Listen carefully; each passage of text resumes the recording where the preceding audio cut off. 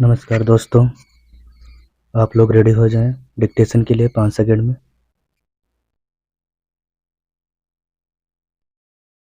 Start. इस्लाम में एक पुरुष और एक स्त्री अपनी इच्छा से एक दूसरे के साथ पति पत्नी के रूप में रहने का फैसला करते हैं तो वह निकाह कहलाता है। इसकी 3 शर्तें हैं। पहली यह कि पुरुष वैवाहिक जीवन की जिम्मेदारियों को उठाने की शपथ ले।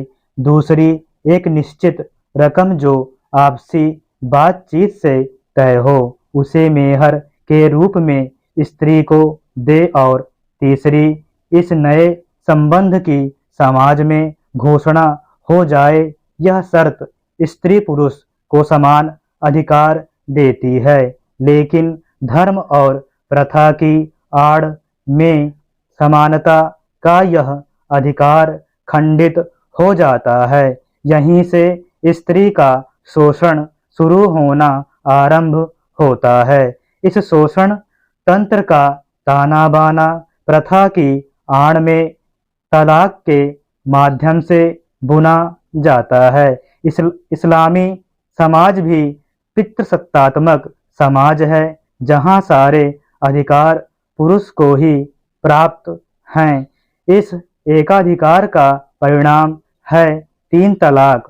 तलाक ए बिद्दत कुरान शरीफ इस्लाम का संविधान है, जिसमें निकाह के साथ साथ तलाक की बात भी लिखी है। उसमें लिखा है कि तलाक तभी जायज है जब तलाक देते समय पति और पत्नी दोनों के परिवारों के सदस्य बीच बचाव के लिए उपस्थित हों और दोनों के बीच सुलह की सभी कोशिशें असफल साबित हो गई हों। इसकी हालत गलत व्याख्या की कीमत मुस्लिम स्त्रियां वर्षों से चुका रही हैं।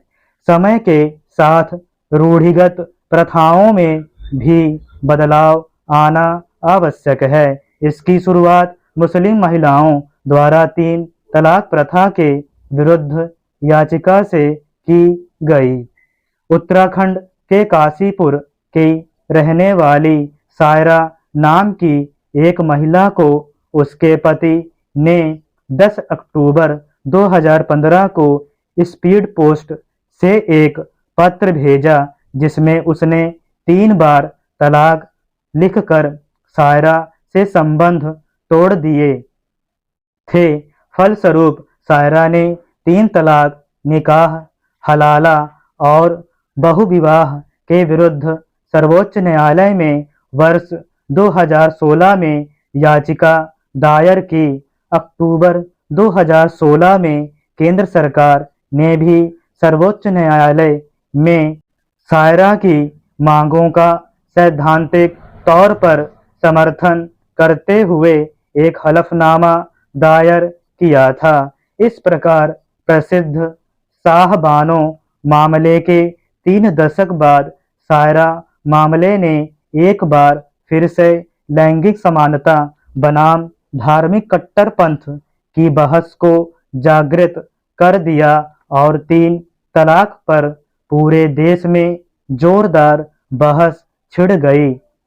मामले की गंभीरता को पहचानते हुए सर्वोच्च न्यायालय ने कहा कि यह मामला संवैधानिक मुद्दों से संबंधित है, अतः संविधान पीठ को इसकी सुनवाई करनी चाहिए।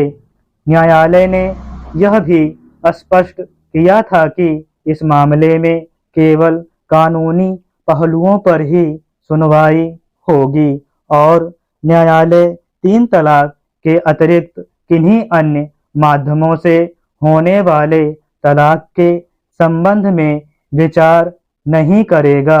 मुस्लिम समुदाय में तलाक ए बिद्दत के अतिरिक्त अन्य 2 तरीकों से भी तलाक को सहमति प्राप्त है। तलाक ए हसन और तलाक ए हसना। मुख्य न्यायाधीश जगदीश सिंह खेहर की अध्यक्षता वाली 5 सदस्यीय है। स्टॉप।